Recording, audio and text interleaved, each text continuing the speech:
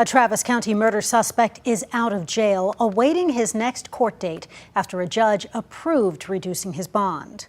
Prosecutors say Timil Eggleston killed Alan Picasso at a downtown apartment building last month. And KVUE's Ford Sanders spoke with legal experts to find out why a judge might reduce bond in a felony case like this. This affidavit outlines everything that investigators say unfolded in the early morning hours on April 27th at the Quincy in downtown Austin. 25-year-old Timil Eggleston, who's charged with the murder of 24-year-old Alan Picasso, is now out of jail after a judge reduced his bond from $500,000 to $100,000.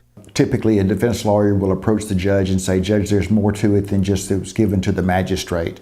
And the judge then will look at it and reconsider the amount of the bond. Charlie Baird, a former Travis County District Court judge, says in a case like this, there are a multitude of reasons for reducing a bond. Excessive bail is a violation of the Texas and the United States Constitution, so it has to be reduced. The affidavit claims Eggleston stole 2 ounces of marijuana and a firearm from a neighbor he was with. But he told police he regretted it, tried to return the items, and felt threatened. And that's when he claims his door was beaten down and he heard gunshots. He said he returned fire, hitting Picasso, who Eggleston said he thought was trying to harm him. Baird says all those details are one reason why a judge might reduce bond in a murder case. Number one is self-defense. And this individual claims that he was in his own apartment and that individuals were breaking into his apartment. You're entitled to use force to stop criminal mischief, and criminal mischief would be doing damage to somebody's property at nighttime, which is what this was. We reached out to Eggleston's attorneys for comment, but did not hear back.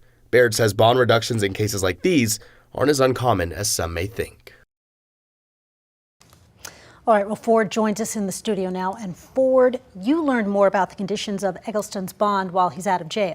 Yeah, so actually under this reduction of that bond, he's got a couple stipulations and conditions he has to meet. He's going to be with a GPS monitoring device. He also can, of course, have no contact with any other witnesses in this case. He also has to check in with court officials at least on a weekly basis to make sure he's still following all those rules. Like I said, GPS monitoring device, so he'll be there essentially on house arrest. Now, we do know Eggleston has that court date scheduled for June 28th.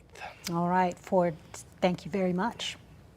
And Judge Baird also said Eggleston's lack of a criminal history before this incident would make it easier for a judge to reduce his bond. To get out of jail, defendants typically only have to pay 10% of their bond amount to a bond agent. And that service will then promise the judge that a defendant will show up to their next court date. Now, if they don't show up, then the bond service has to pay the full amount, and there are more legal implications for the defendant.